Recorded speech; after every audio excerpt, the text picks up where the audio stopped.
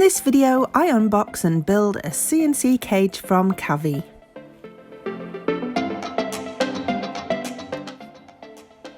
I'll be revealing what went right, what went wrong, the finished setup, and most importantly, what my skinny piggies thought of their new home.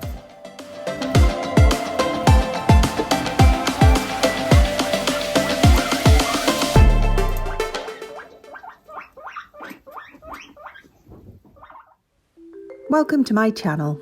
I'm Lindsay, this is Miller's Critter Cabin, and I hope you find this video useful. If you do, please consider subscribing. It's just a little thing, but I really appreciate it.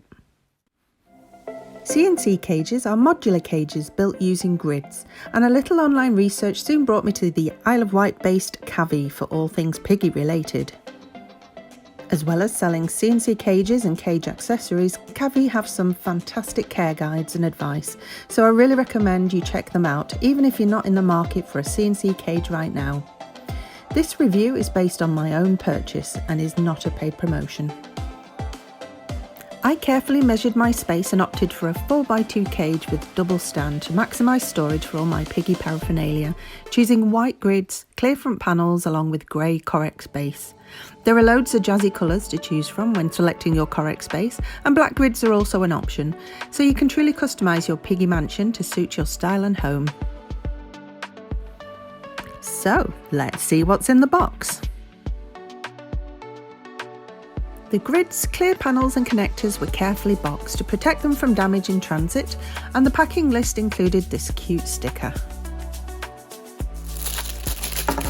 Starting by unwrapping and checking the contents, the simple C&C cage design uses little plastic connectors into which you can securely click the grids into place from multiple angles to build either the classic cage orientation you bought or a bespoke variation of your own design.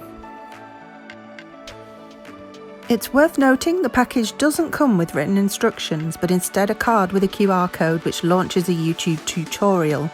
Just a little word of advice here, the tutorial is not necessarily for the cage design that you bought.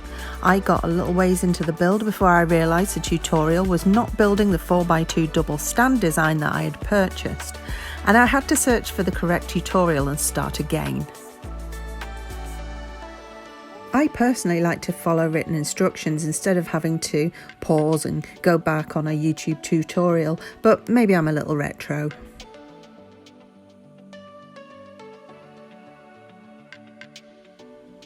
That frustration aside, these cages are quick to build, and in no time I was back on track and my cage was taking shape, starting with the lower tier before building the second tier above.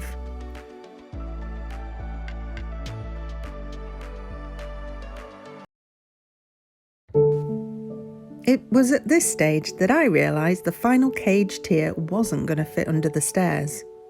Knowing I'd measured the space multiple times and carefully considered which cage to purchase, I was utterly confused. I had a 4-foot width, 2-foot depth and 3-foot height to play with, so a 4x2 cage, 3 grids high, should fit perfectly, right? I checked back on the website. I definitely ordered the 4x2. Now, if you've watched my previous videos, you'll know I'm all about reptiles, and their vivs come in variations of scale measured in feet: 4x2, 2x1, 6x2. Now, I may be the only person ever to make this mistake, and I'll own it, but evidently the 4x2 in this case refers to the number of grids and not feet.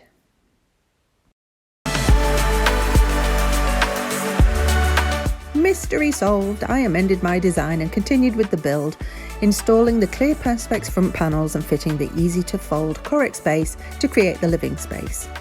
Finally adding the fleece liner and accessories, I paused for a moment to consider that this beautiful piggy domain would never again be so clean. Let's see what my trio of pampered skinny pigs make of their new home.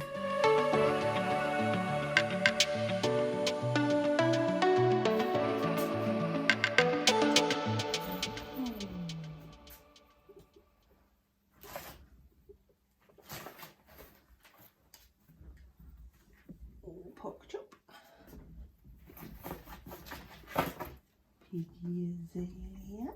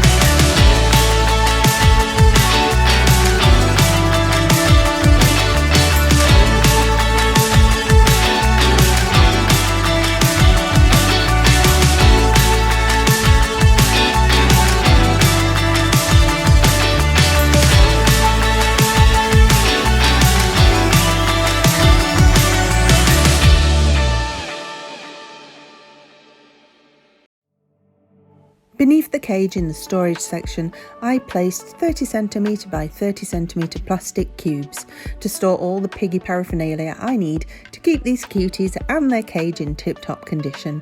Here I store my temp gun, my fleece panels and cleaning materials. I also store puppy pads here, which I use as a base for the hay bin to keep my piggies' feet as dry as possible. They do choose to pee there most often, so I find using these really useful. I keep my pellet storage tubs here in easy reach. And finally, I store hay in the last bin, which makes it easier to just reach in and grab a handful for quick, mess-free top-ups. I chose plastic cubes instead of the fabric panel ones available from Kavee for easy cleaning, and I bought these ones from Wilkinson's.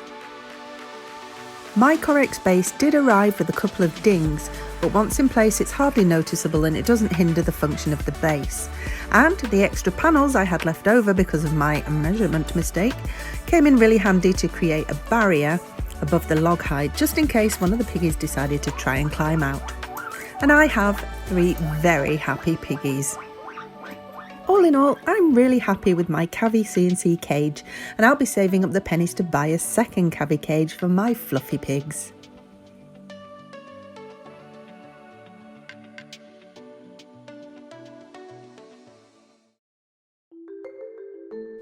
Thank you so much for watching this Kavee C&C cage review. If you haven't already, please do consider subscribing. And in my next video, Lydia, my Brazilian white knee tarantula.